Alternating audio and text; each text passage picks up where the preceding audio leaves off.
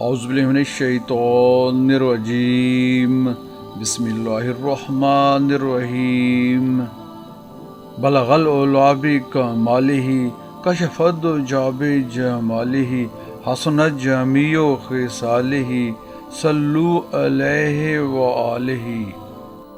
اعوذ باللہ من الشیطان الرجیم بسم اللہ الرحمن الرحیم۔ مقالہ نمبر 36۔ دین و عقبہ کو دنیا داری پر مقدم رکھو۔ حضرت قطب ربانی محبوب سبحانی سید عبد القادر جیلانی رضی اللہ تعالیٰ عنہ نے ارشاد فرمایا، دین کے اعتقادی اور عملی تقاضوں کو دنیا کے اشغال و ترغیبات سے مقدم رکھو اور دنیاوی امور میں منہمک ہو کر احکام الہی کو فراموش نہ کرو۔ دین کے فرائض و نوافل کی تعمیل کے بعد جو وقت تمہارے پاس بچے اسے باخوشی اپنے دنیاوی اور معاشی تقاضوں میں صرف کرو۔ بالفاظ دیگر دین کو اصل و بنیاد کی حیثیت دے اور دنیا کو فروغ کی تمام فرائض کو ان کے واجبات سمیت اچھی طرح ادا کر اور رسول اللہ صلی اللہ علیہ وآلہ وسلم کے اسوہ حسنہ کی تعمیل میں کوتاہی نہ کر۔ تجھے نفس ہمارا کو مغلوب کرنے اور حسب دین اسے تہذیب و ادب سکھانے کا حکم کیا گیا ہے، لیکن تو نے اس کے برعکس نفس کی غلامی اختیار کر کے خود پر ظلم کیا۔ اس کے باعث تو صراط مستقیم سے منحرف ہو گیا اور پھر تو پیروی نفس کے باعث عقبہ میں ذلت و رسوائی پانے والا ہوا۔ لیکن اگر تیرا نفس عقبہ کی راہ پر چلتا تو دنیا اور عقبہ دونوں میں عزت و آبرو حاصل کرتا، جس سے تجھے اپنے پروردگار کی خوشنودی بھی حاصل ہوتی، جیسے کہ نبی کریم صلی اللہ علیہ وسلم نے فرمایا، اللہ تعالیٰ دنیا کو آخرت کی نیت پر دیا کرتا ہے، لیکن آخرت کو صرف دنیا کی مطابقت کی نیت سے عطا نہیں فرماتا۔ اور یہ بالکل واضح ہے کہ آخرت کی نیت شریعت کی کامل اطاعت ہے، پس نیت پر عبادت کی روح ہے اور جزا سے اعمال کا فیصلہ اسی پر ہوتا ہے۔ پس اگر تو طلب آخرت کی نیت سے اللہ تعالیٰ کی اطاعت کرتا تو خاصان خدا میں سے ہوتا اور تجھے وہ برگزیدہ پسندیدہ عاقبت حاصل ہوتی جو اللہ تعالیٰ کی قربت ہے۔ اور جب تو خدا کا محبوب ہوتا تو تمام اشیاء کائنات تیری عبادت کرتی، کیونکہ تمام چیزیں اپنے خالق کی تابع فرمان ہیں۔ اور اگر تو نے اشغال دنیاوی میں محو ہو کر آخرت سے اعراض کیا تو پروردگار تجھ سے ناراض ہوگا اور عاقبت تجھ سے زائل ہو جائے گی۔ استغفر اللہ۔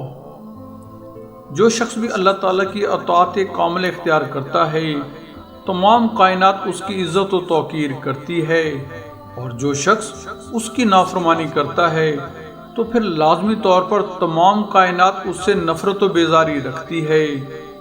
چنانچہ اللہ تعالیٰ نے فرمایا، تم میں سے بعض ایسے ہیں جو محض دنیا کے پرستار ہیں اور بعض ایسے ہیں جو آخرت ہی کو چاہتے ہیں۔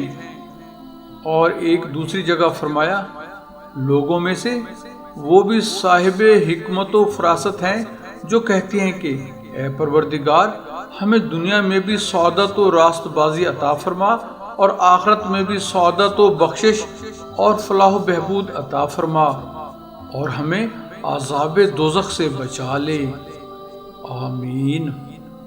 پس محض دنیا کے امور میں محو و مشغول ہو کر اپنی عاقبت سے غافل و بے خبر ہو جانا ایمان اور اسلام کے بالکل خلاف ہے۔ پھر جب تو آخرت میں حاضر کیا جائے گا تو میدان حشر میں بھی دو گروہ ہوں گے، ایک گروہ اہل دوزخ کا اور دوسرا گروہ اہل جنت کا۔ تجھے اہل جنت کے گروہ میں داخل ہونے کی سعادت اسی صورت میں حاصل ہوگی کہ اطاعت نفس سے برگشتہ ہو کر اطاعت الہی اختیار کرے اور احکام خداوندی کے احترام میں نفسانی و سفلی ترغیبات سے محترز رہے۔ پھر اللہ تعالیٰ کا دیدار جو مومن کے لیے سب سے بڑی نعمت ہے اور ہر قسم کا عیش بہشت بھی اللہ کے متقی اور مطیع بندوں کے لیے خاص ہے۔ پس عقبہ کی تمام سعادتیں حاصل کرنے کے لیے اپنے نفس کو رحم و شفقت کی نظر سے دیکھ اور نفس امارہ بنانے کی بجائے نفس مطمئنہ بنانے کی مخلصانہ کوشش کر۔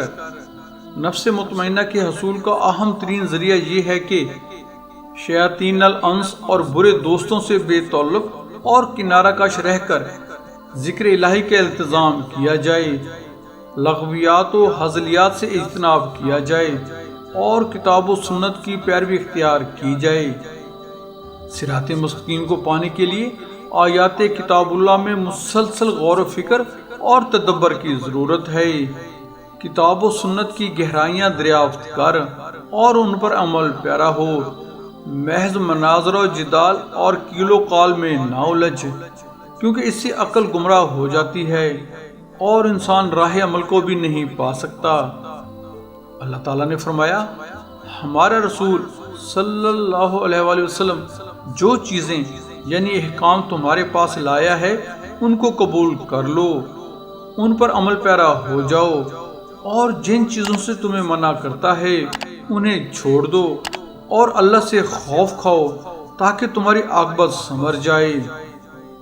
یاد رہے کہ حضرت صلی اللہ علیہ وآلہ وسلم کے علاوہ قیامت تک ہمارے لیے کوئی اور نبی نہیں ہے جس کا ہم اتباع کریں، اور قرآن کے علاوہ ہمارے لیے کوئی اور آسمانی اور الہامی کتاب نہیں ہے جس کے احکام پر عمل پیرا ہوں۔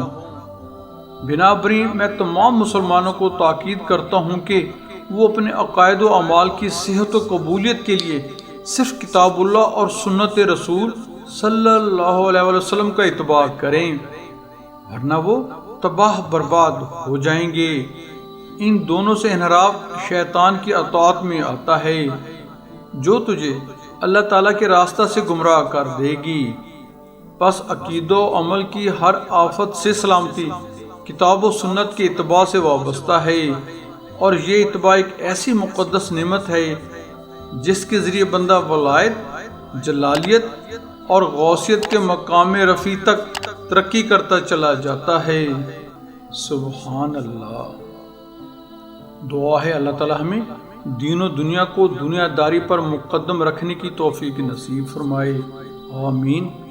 بہن اور بھائی، ایک لوویبل ریکویسٹ ہے کہ ہمارے YouTube channel Islam T V by Waheed ji کو سبسکرائب کر کے بیل آئیکن پر کلک کر لیں، آل کو چیک ان کر لیں، ہماری ویڈیوز کو اپنے حلقہ احباب میں شیئر کریں۔